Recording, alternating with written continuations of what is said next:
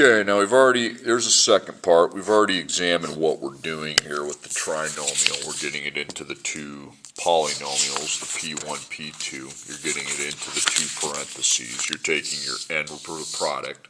But now something different's going to happen. Factor the expression. 1f to the second plus 4f minus 32. Well, GCF, no variable, no negative. 1, 4, and 32 is still 1. Okay, so nothing doing there. So now I set up my F1, F2, same as a P1, P2, but now I call it factoring. Okay, and now I go to my table just like before, but we get a major difference here. 1 times negative 32 is negative 32.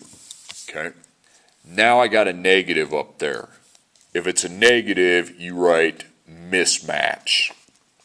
That means the signs mismatch. You will have a negative and a positive. There'll be a negative on one, positive on the other. Here's how I would advise you to set up a mismatch.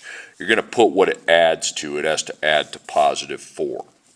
Now, if you refer back to our last packet, the bigger number was always over here. The smaller number was always over here. So we call this the dominant side, this the weaker side, because the bigger numbers are over here.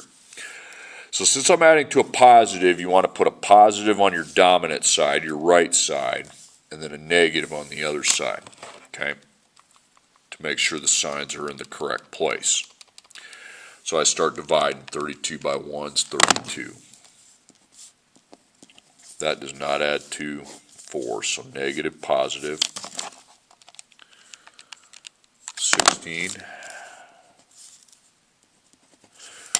That does not add to 4 either.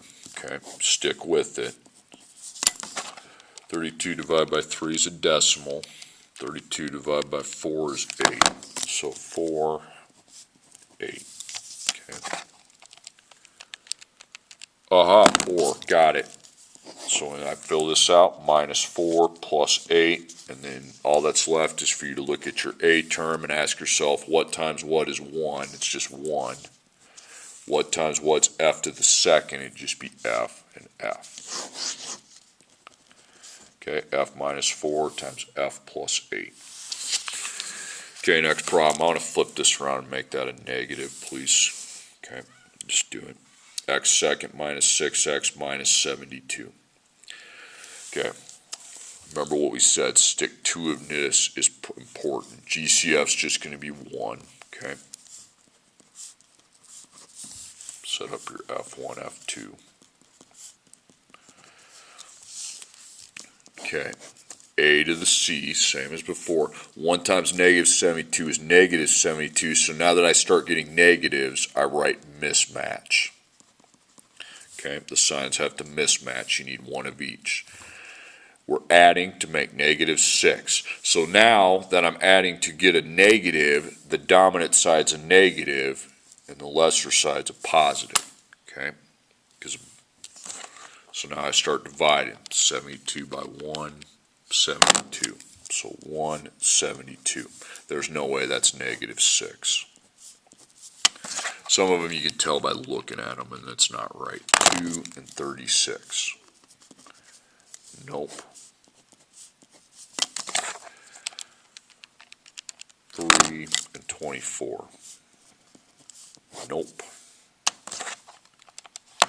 Set up the signs again. Get those in there. The signs are important. You can't just gloss over this. 4 and 18. 4 plus negative 18 is not negative 6. Okay. Remember what I told you, if you get a decimal, you skip that factor. It means it has no business on your table.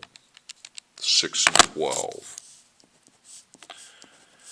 And I think a 6 plus a negative 12 gives me the negative 6 I'm looking for. So yes, plus 6 minus 12.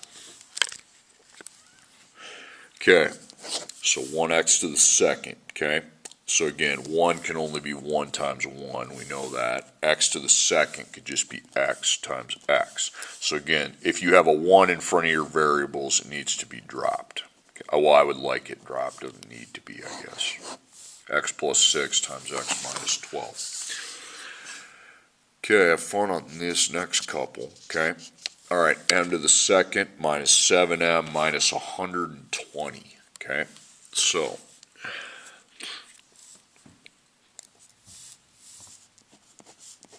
GCF is 1.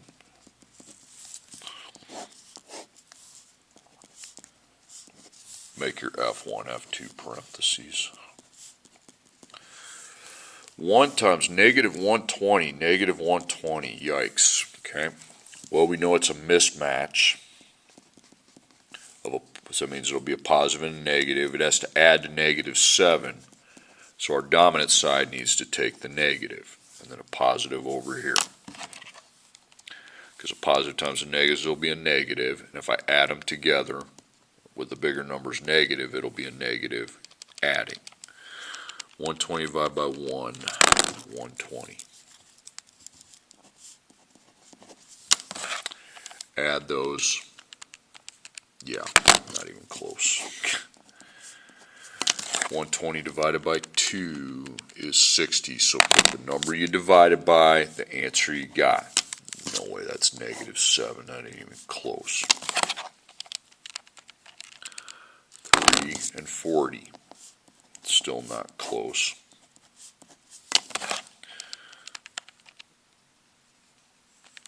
4 and 30. Well, not even close. There's no way. 5 and 24.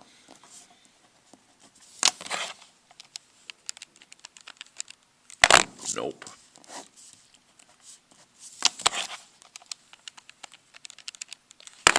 6 and 20. Nope. Isn't this fun? This is as bad as it gets here. Skip it and then go to 8. 8, 15. Pretty sure the combination of 8 and negative 15, ooh-ha, negative 7, so we got it finally. Okay, now, then it just comes to the A. 1 is only 1 times 1. That's the only way that could possibly be. M to the second is M times M. So it's M plus 8 times M minus 15. I mean, I'll put the 1s there for effect, but yeah. Okay, last one I'm going to do in this video. X to the second plus 3x minus 70. Okay, so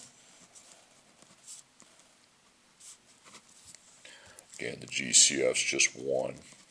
So again, we still got to make the 2 parentheses. So the GCF I didn't get anywhere. So now with a trinomial, I make what's known as a trinomial T-table. 1 times negative 70 is negative 70. Okay, so again, it's a mismatch. Whenever you get a negative up there with the A times C product, and it's a mismatch. Okay, mismatch the signs. So that means you need a positive and a negative. Okay, and we have to add. Always put what you're adding to right after you put match or mismatch. Okay, and add to negative 3. So they mismatch, so the negative should be on the dominant side, because that's where the bigger numbers are appearing, and the positive on this side. 170, no. Divide by 2, you get 35. I don't even know why I'm adding. That should be kind of number sense. Then we get taken on a goose chase. Decimal. Skip it. Don't even write it down. Okay. 5 and 14.